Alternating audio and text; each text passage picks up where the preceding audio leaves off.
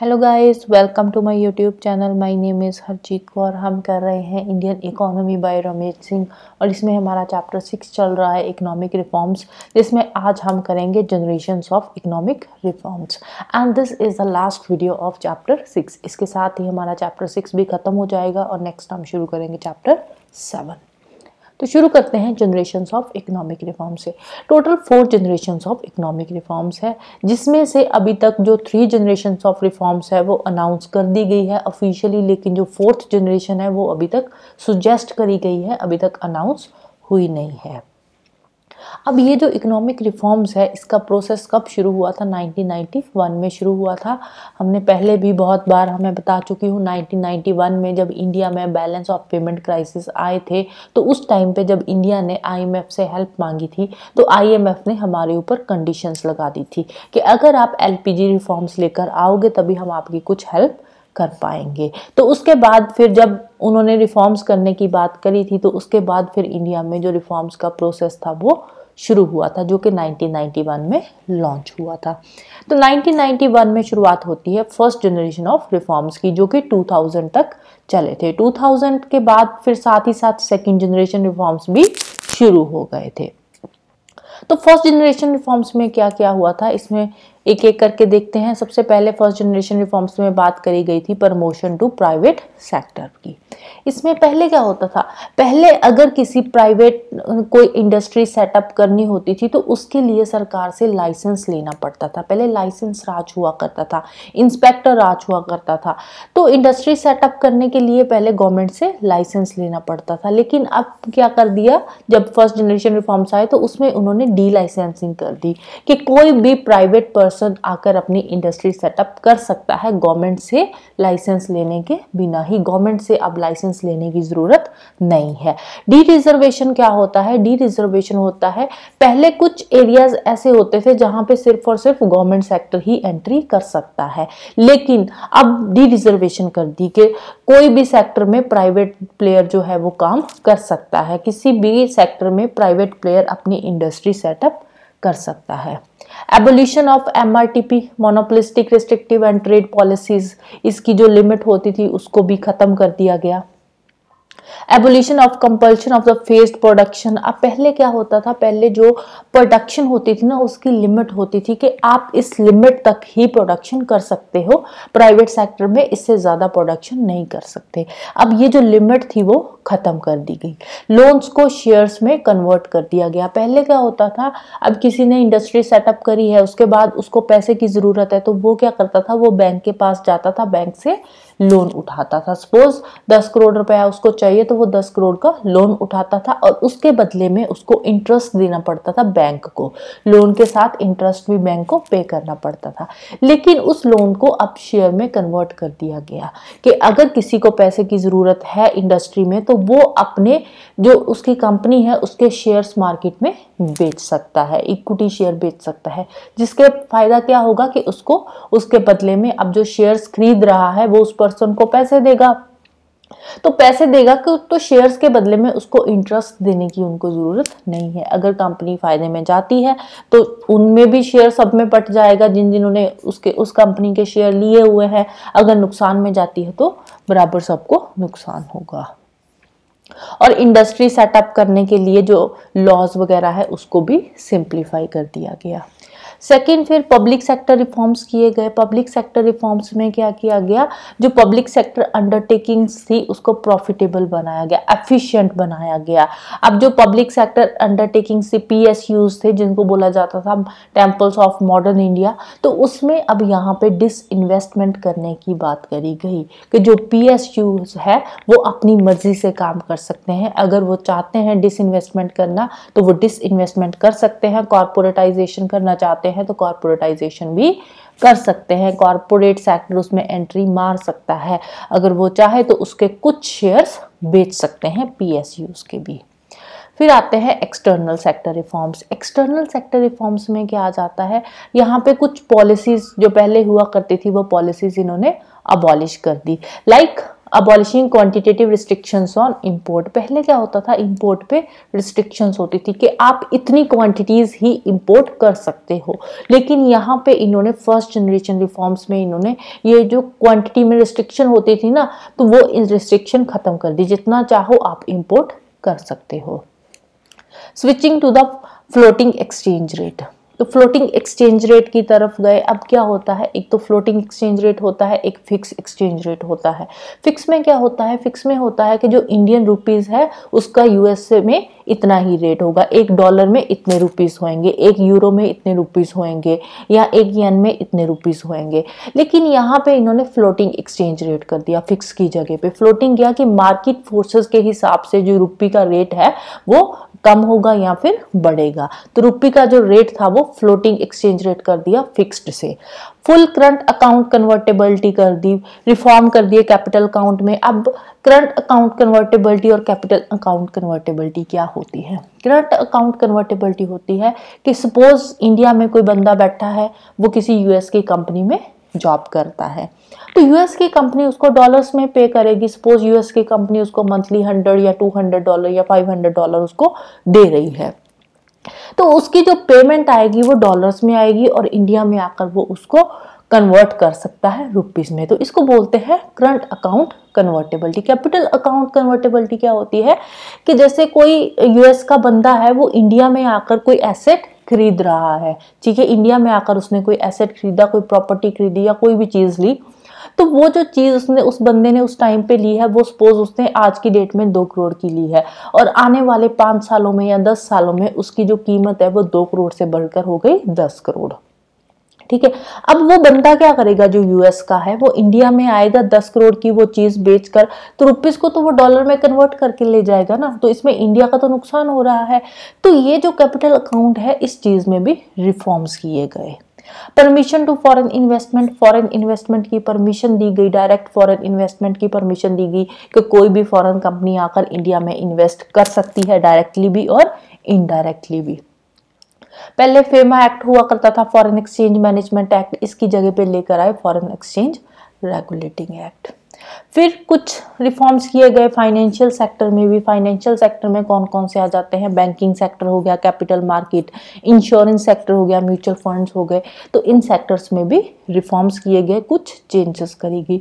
Tax reforms किए गए। Tax reforms में क्या किया इन्होंने, जो टैक्स सिस्टम था उसको थोड़ा सिंप्लीफाई किया, ब्रॉड बेस किया। ब्रॉड बेस मीन्स कि ज़्यादा से ज़्यादा लोग टैक्स पे करें।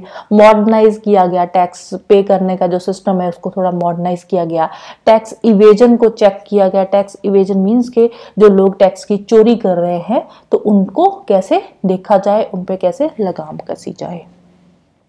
अब ये तो थे फर्स्ट जनरेशन रिफॉर्म्स, लेकिन फर्स्ट जनरेशन रिफॉर्म्स जो थे वो अपने आप में कंप्लीट नहीं थे। यहाँ पे कहीं ना कहीं देखा जाए तो एक कमांड टाइप ऑफ इकोनॉमी दिख रही है, तो इसको धीरे धीरे मार्केट ड्रिवन इकोनॉमी की तरफ ले जाने की ज़रूरत थी। अभी भी इकोनॉमी में प्राइवेट सेक्टर की पार्टिसिपेशन को बढ़ाने की ज़रूरत थी फ्यूचर में, इसीलिए फिर 2000 में लॉन्च किए गए सेकेंड जनरेशन ऑफ रिफॉर्म्स। 2001 के बाद में जो रिफॉर्म्स आए थे वो आते हैं सेकंड जनरेशन रिफॉर्म्स में। अब कहीं ना कहीं देखा जाए तो जो सेकंड जनरेशन रिफॉर्म्स है ना वो अभी भी चल रहे हैं, अभी भी जो सेकंड जनरेशन रिफॉर्म्स है वो खत्म नहीं हुए। सेकंड जनरेशन रिफॉर्म्स लॉन्च किए गए थे 2001 में। अब बात करते हैं थोड़ा सा पॉलिटिक्स की।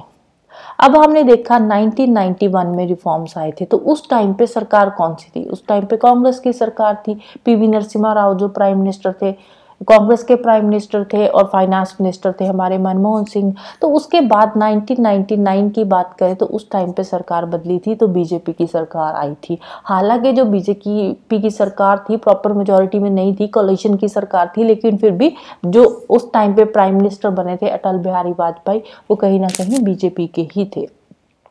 तो 1999 में जो बीजेपी की सरकार आई तो उन्होंने फिर जो रिफॉर्म्स का प्रोसेस था ना उसको थोड़ा तेज कर दिया। अब अगर आप देखोगे ना तो जैसे जैसे पॉलिटिकल पार्टी चेंज हो रही है ना, वैसे वैसे जो रिफॉर्म का प्रोसेस है वो भी चेंज होता है। जब कांग्रेस की सरकार आएगी तो रिफॉर्म्स का प्रोसेस थोड़ा धीमे चलता है। जैसे ही बीजेपी की सरकार आती है रिफॉर्म्स थोड़े तेजी से चलने शुरू हो जाते हैं। फिर उसके बाद जब कांग्रेस की सरकार आएगी 2004 में, तो उसके बाद फिर से जो रिफॉर्म्स का प्रोसेस है वो थोड़ा धीमे हो जाएगा। फिर 2014 में फिर से बीजेपी की सरकार आई है, तो अभी भी बीजेपी की ही चल रही है। तो इस टाइम पे 2014 के बाद देखोगे तो जो रिफॉर्म्स का प्रोसेस है कहीं ना कहीं जल्दी जल्दी से हो रहा है, बहुत सारी चीजें प्राइवेटाइज हो रही है। तो अब देखते हैं सेकंड जनरेशन रिफॉर्म्स में क्या क्या इन्होंने चेंजेस करी। सबसे पहले इन्होंने करा फैक्टर मार्केट रिफॉर्म्स। अब फैक्टर मार्केट रिफॉर्म्स क्या होता है? एक होता है एपीएम। एपीएम क्या होता है? Administered price mechanism. कुछ चीज़ें ऐसी होती है इकोनॉमी में, कुछ प्रोडक्ट्स ऐसे होते हैं जिसका रेट जो है ना वो गवर्नमेंट फिक्स करती है, जिसके प्राइसेस गवर्नमेंट फिक्स करती है। जैसे कि पेट्रोलियम हो गया, शुगर हो गया, फर्टिलाइजर्स हो गए, ड्रग्स हो गए, तो इन चीज़ों के जो प्राइस है ना, दाम है ना, वो कहीं ना कहीं गवर्नमेंट फिक्स करती है। ठीक है, गवर्नमेंट अपने हिसाब से फिक्स करती है। जो जनता की खरीदने की क्षमता होती है उसके अकॉर्डिंग इन चीज़ों के जो प्राइसेस है ना वो फिक्स किए जाते हैं। तो अब ये जो एपीएम, बहुत सारी एपीएम के अंदर ऐसी चीजें आती है जो प्राइवेट सेक्टर प्रोड्यूस करता है, लेकिन उसके जो प्राइसेस है वो कौन फिक्स करता है? वो फिक्स करता है गवर्नमेंट। तो वो जो चीजें हैं वो मार्केट प्रिंसिपल्स के अकॉर्डिंग वो नहीं आगे बिक रही। अब वो चीजें मार्केट के प्राइस के हिसाब से नहीं बिक रही, तो इट मीन्स के जो मैन्युफैक्चरर है, जो प्रोड्यूसर है, उसको प्रॉफिट नहीं हो रहा, जो सेलर है वो लॉस में जा रहा है। तो कहीं ना कहीं जहां पे अगर हम देखें तो डिमांड सप्लाई में गैप नजर आएगा। ठीक है, अब देखो जो एक प्राइवेट सेक्टर का बंदा है, कोई प्राइवेट प्लेयर है, वो जो चीज प्रोड्यूस कर रहा है तो वो तो अपने प्रॉफिट के लिए काम कर रहा है ना। तो अब वहीं पे गवर्नमेंट रिस्ट्रिक्शन लगा रही है, गवर्नमेंट एपीएम लेकर आ रही है, तो वहां पे फिर उसको प्रॉफिट नहीं होएगा, तो फिर आगे सप्लाई नहीं होएगी, तो कहीं ना कहीं यहाँ पे डिमांड सप्लाई में गैप बढ़ जाएगा। लोगों की डिमांड तो रहेगी ना चीजों की, अब शुगर लेनी है तो लेनी है, पेट्रोल चाहिए तो चाहिए। तो अब यहाँ पे फिर डिमांड और सप्लाई में गैप देखने को मिल रहा है। फिर अगर हम बात करें 2014 की, तो 2014 में अब कुछ चीजों को एपीएम से बाहर निकाला गया। ठीक है, एपीएम क्या है? Administered price mechanism. तो 2014 में जो पेट्रोलियम प्रोडक्ट्स थे, पेट्रोलियम प्रोडक्ट में सिर्फ केरोसिन ऑयल और एलपीजी, इन दो चीजों को तो एपीएम के अंडर रखा गया, और बाकी की जो चीजें थी जैसे पेट्रोल हो गया, डीजल हो गया, लुब्रिकेंट्स हो गए, इसको एपीएम से बाहर निकाल दिया गया। मतलब कि जो पर्सन प्रोड्यूस कर रहा है, जो मैन्युफैक्चरर है, वो अपनी हिसाब से मार्केट प्रिंसिपल के हिसाब से इन चीजों के जो प्राइसेस है वो फिक्स कर सकता है, पेट्रोल, डीजल और लुब्रिकेंट्स के। लेकिन केरोसिन ऑयल और एलपीजी, इन दोनों चीजों के जो रेट है वो अभी भी एपीएम के अंडर ही आते हैं, इनका जो प्राइस है वो गवर्नमेंट फिक्स करेगी। सिमिलरली वही जो इनकम पेइंग फैमिलीज है, अब बहुत सारी ऐसी है जो इनकम टैक्स पे कर रही है फैमिलीज, लेकिन फिर भी उनको जो शुगर वगैरह मिल रही है वो सब्सिडीज पे नहीं मिल रही। फर्टिलाइजर्स में यूरिया ही ऐसा फर्टिलाइजर है जो सब्सिडी पे लोगों तक पहुंच रहा है, बाकी फर्टिलाइजर्स पर लोगों को सब्सिडी नहीं मिल रही। तो ये यूरिया है वो एपीएम के अंडर आता है, लेकिन जो बाकी की ड्रग्स है उनको एपीएम से बाहर निकाल दिया गया। जितनी भी एग्रीकल्चर के लिए बाकी के फर्टिलाइजर्स यूज होते हैं, पेस्टिसाइड्स, जितनी भी ड्रग्स यूज होती है उसको एपीएम से बाहर निकाल दिया गया। मतलब उनके जो प्राइसेस है वो मार्केट फोर्सेस के हिसाब से सेट किए जाएंगे, गवर्नमेंट उसके प्राइसेस फिक्स नहीं करेगी, गवर्नमेंट उन चीजों पे सब्सिडी नहीं देगी। पेट्रोलियम सेक्टर जो है उसको प्राइवेट इन्वेस्टमेंट के लिए ओपन कर दिया कि प्राइवेट सेक्टर जो है वो आकर पेट्रोलियम सेक्टर में इन्वेस्ट कर सकता है।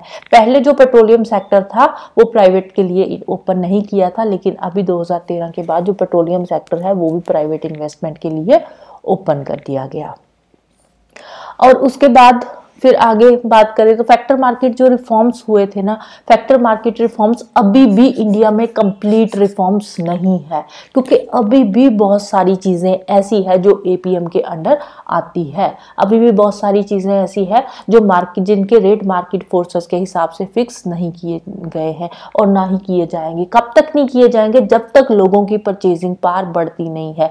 अभी भी जो एसेंशियल गुड्स है ना, जो आम लोगों को चाहिए होती है, जो बेसिक चीजें हैं लोगों की, तो अभी भी एसेंशियल गुड्स के जो प्राइसेस है वो एपीएम के अंडर ही आते हैं, और वो तब तक एपीएम के अंडर आएंगे जब तक लोगों की परचेजिंग पावर नहीं बढ़ती। जब लोगों की परचेजिंग पावर बढ़ेगी उसके बाद ही जो फैक्टर मार्केट रिफॉर्म्स है वो कंप्लीट होंगे, ठीक है। तब तक जो एसेंशियल गुड्स है वो एपीएम के अंडर ही आएगी, राइट।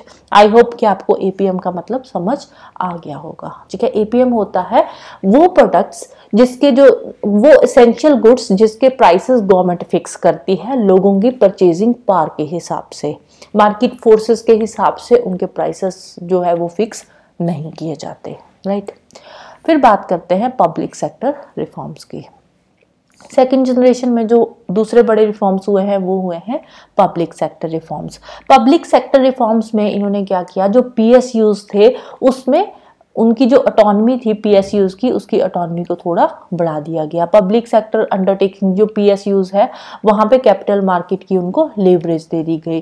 वो कोई भी अगर पीएसयू कोई चाहती है इंटरनेशनल टाई अप करना, इंटरनेशनल किसी दूसरी कंपनी के साथ टाई अप करना चाहती है तो पीएसयू टाई अप कर सकती है। ग्रीन फील्ड वेंचर्स के लिए उनको ओपन कर दिया गया। डिसइन्वेस्टमेंट उसमें ओपन कर दी गई कि अगर पीएसयू डिसइन्वेस्टमेंट करना चाहती है, अपने कुछ शेयर्स प्राइवेट सेक्टर को बेचना चाहती है तो वो बेच सकती है। थर्ड इसमें आते हैं reforms in government and public institutions. अब इसमें क्या किया, अब गवर्नमेंट पहले अगर हम बात करें पहले की, तो पहले गवर्नमेंट एज अ कंट्रोलर काम करती थी, जबकि लाइसेंस राज हुआ करता था, इंस्पेक्टर राज हुआ करता था। तो उस टाइम पे जो गवर्नमेंट का रोल क्या होता था, गवर्नमेंट काम करती थी एज अ कंट्रोलर। लेकिन जब रिफॉर्म्स हुए, रिफॉर्म्स के बाद गवर्नमेंट काम करने लगी as a facilitator, as a administrative reform. तो ये वाले जो रिफॉर्म्स है ना इनको बोलते हैं एडमिनिस्ट्रेटिव रिफॉर्म्स, क्योंकि अब यहाँ पे जो लाइसेंस वाला सिस्टम था वो खत्म कर दिया गया, डी लाइसेंसिंग कर दी गई, डी रिजर्विंग कर दी गई। तो यहाँ पे फिर जो गवर्नमेंट है, जो कोई भी नई कंपनी आती है तो वो एज ए, उनके लिए जो गवर्नमेंट है वो एज ए फैसिलिटेटर काम करती है, ना कि एज अ कंट्रोलर काम करती है, राइट। फिर फोर्थ आते हैं लीगल सेक्टर रिफॉर्म्स। बहुत सारे जो लॉज थे उनमें चेंजेस करी गई, लाइक जो पुराने आउटडेटेड कॉन्ट्राडिक्टरी लॉज थे वो सारे के सारे अबॉलिश कर दिए गए। फिर जो इंडियन पीनल कोड था उसमें रिफॉर्म्स किए गए, कोड ऑफ क्रिमिनल प्रोसीजर में चेंजेस करी गई, लेबर लॉज में चेंजेस करी गई, कंपनी लॉज में चेंजेस करी गई, और जो नए लॉज लाने की ज़रूरत थी वो नए लॉज भी लाए गए, लाइक साइबर लॉ। अब पहले तो साइबर क्राइम होते ही नहीं थे तो साइबर लॉ की ज़रूरत ही नहीं थी, लेकिन अब जैसे जैसे टेक्नोलॉजी बढ़ रही है वैसे वैसे साइबर क्राइम भी बढ़ रहे हैं, तो साइबर क्राइम बढ़ रहे हैं तो उनको चेक करने के लिए, उनको रोकने के लिए साइबर लॉज लाने की ज़रूरत थी। तो साइबर लॉज जैसे नए लॉज भी इंट्रोड्यूस किए गए। फिर बात करते हैं क्रिटिकल एरियाज के रिफॉर्म्स की।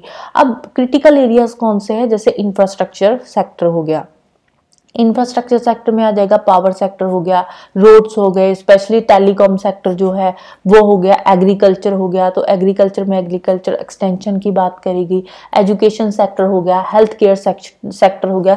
तो ये सारे सेक्टर्स जो क्या है ये है क्रिटिकल सेक्टर्स, और इन सारे सेक्टर्स में रिफॉर्म्स करने की बात करेगी कि power sector, road sector, agriculture, education, health care, तो इन सब चीज़ों में भी चेंजेस करने की ज़रूरत है, इनको थोड़ा अपडेट करने की ज़रूरत है। ये क्या है, ये क्रिटिकल एरियाज में आते हैं। अब ये जो रिफॉर्म्स हुए थे ना ये दो सेगमेंट्स में हुए थे। पहले सेगमेंट में तो इसमें जो भी फाइनेंशियल कमियां रह गई थी उनको चेक किया गया, फिर दूसरे सेगमेंट में ब्रॉडर डायमेंशन में रिफॉर्म्स किए गए, लाइक एग्रीकल्चर सेक्टर में कॉर्पोरेट फार्मिंग लाने की बात करी गई, रिसर्च एंड डेवलपमेंट की बात करी गई, एग्रीकल्चर सेक्टर में इरीगेशन को थोड़ा मॉडर्न तरीके से करने की बात करी गई, एजुकेशन सेक्टर और हेल्थ केयर सेक्टर को भी थोड़ा मॉडर्नाइज करने की बात करी गई थी। इसके अलावा कुछ और भी इंपॉर्टेंट एरियाज है यहाँ पे रिफॉर्म्स किए गए थे सेकंड जनरेशन में। वो कौन से एरियाज है, फर्स्ट आता है states role in the reform.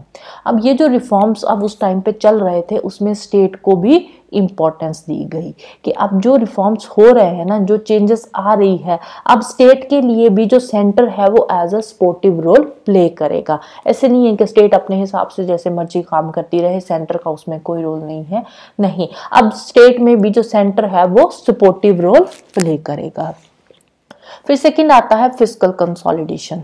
Fiscal consolidation के जो एरियाज आते हैं उसमें 1991 से लेकर रिफॉर्म्स करने की बात करी गई थी। अब उसमें क्या इन्होंने करा, अब जो fiscal responsibility and budget management act लेकर आए, सो दैट कि जो कंट्री में जो फिस्कल प्रॉब्लम्स है उसको सॉर्ट आउट किया जाए।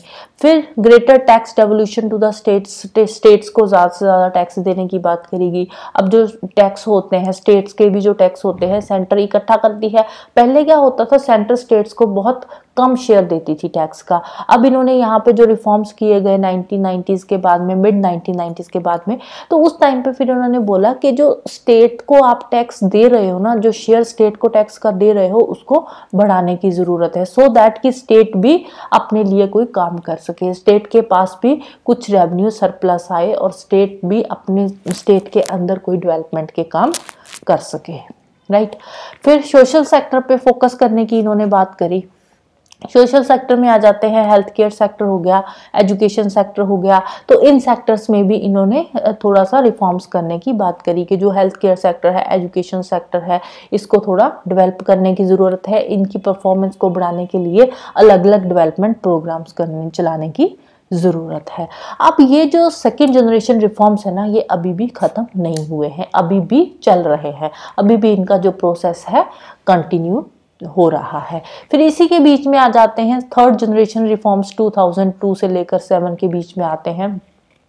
अब इस टाइम पे सेकंड जनरेशन रिफॉर्म्स भी चल रहे थे और उसके साथ ही आ गए थर्ड जनरेशन रिफॉर्म्स। और थर्ड जनरेशन रिफॉर्म्स में इन्होंने बात करी थी कि जो पंचायती राज इंस्टीट्यूशंस है इनको भी साथ में लेकर चलना पड़ेगा, इनका भी बेनिफिट इकोनॉमिक रिफॉर्म्स को होना चाहिए। पंचायती राज इंस्टीट्यूशन को फंक्शनल करने की यहाँ पे बात क्यों करी गई थी, हालांकि जो पंचायती राज इंस्टीट्यूशंस है ये 1992 में ही बन गए थे 73rd एंड 74th अमेंडमेंट के अंडर, लेकिन यहाँ पे अब 2002 में ये बात कर रहे हैं कि पंचायती राज इंस्टीट्यूशंस को भी फुली फंक्शनल बनाने की जरूरत है इकोनॉमिक रिफॉर्म्स के बेनिफिट्स के लिए। ऐसा क्यों बोला गया, क्योंकि ये चाहते थे कि जो रिफॉर्म्स का काम चल रहा है ना, ये रिफॉर्म्स ग्राउंड लेवल पे इंप्लीमेंट हो। अब पंचायती राज इंस्टीट्यूशंस तो विलेज लेवल तक काम कर रही है ना, तो इसीलिए इन्होंने यहाँ पे जो थर्ड जनरेशन रिफॉर्म्स हुए थे, इन रिफॉर्म्स में इन्होंने यही बात बोली थी कि जो थर्ड जनरेशन रिफॉर्म्स है ना, ये सेकेंड जनरेशन रिफॉर्म्स के साथ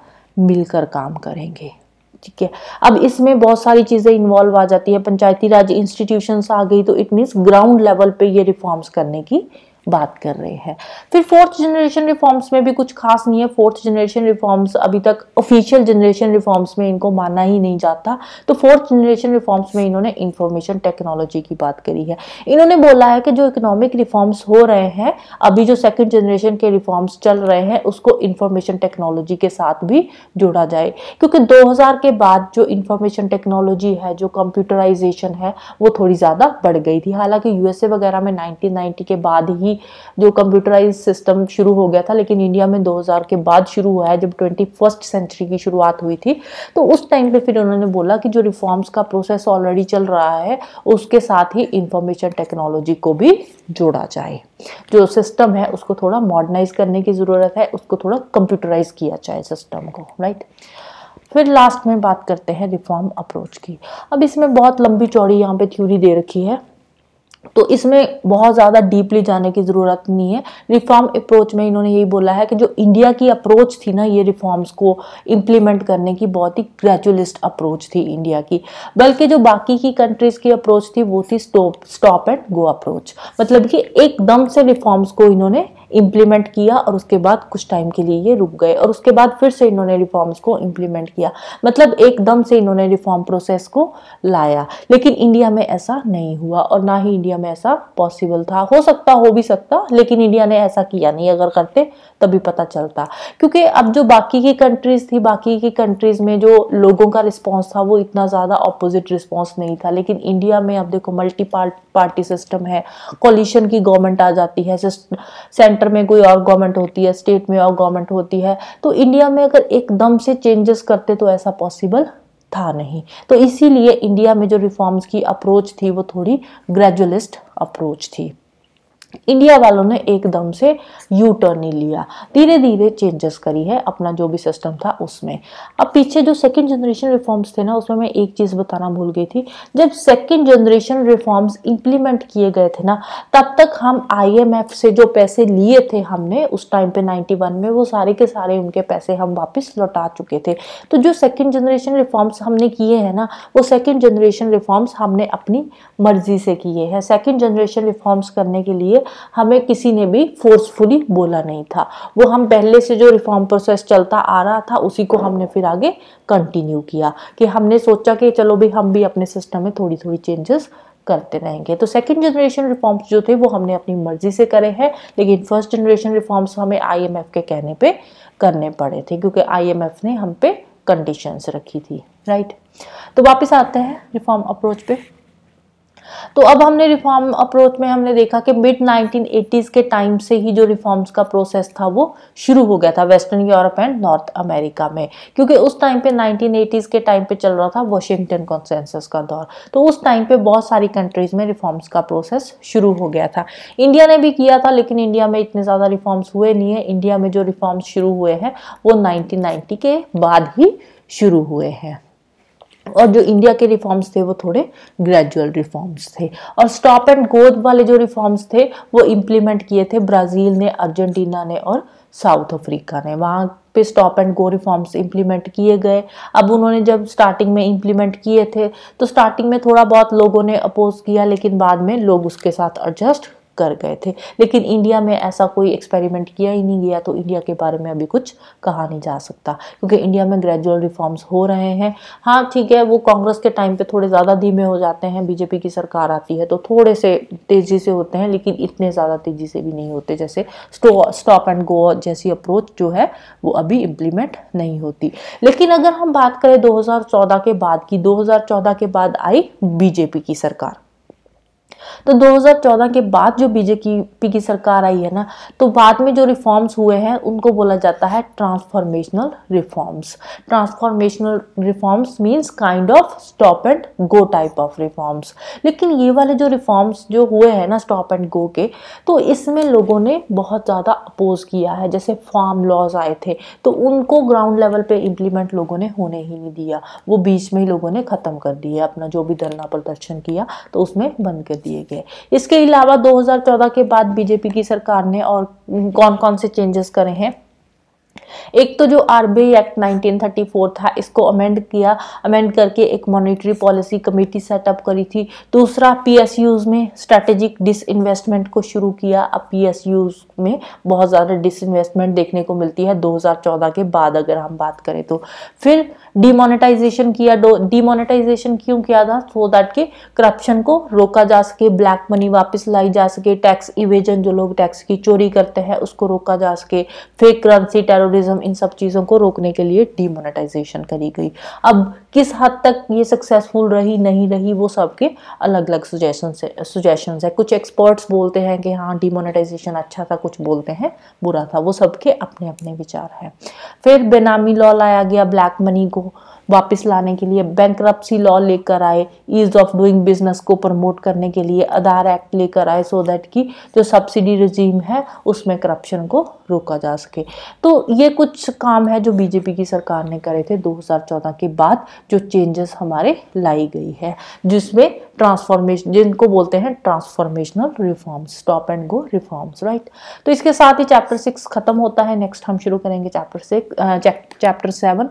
तो जाने से पहले वीडियो को लाइक कर देना, शेयर कर देना और चैनल को सब्सक्राइब कर लेना। Thank you, bye bye and have a nice day.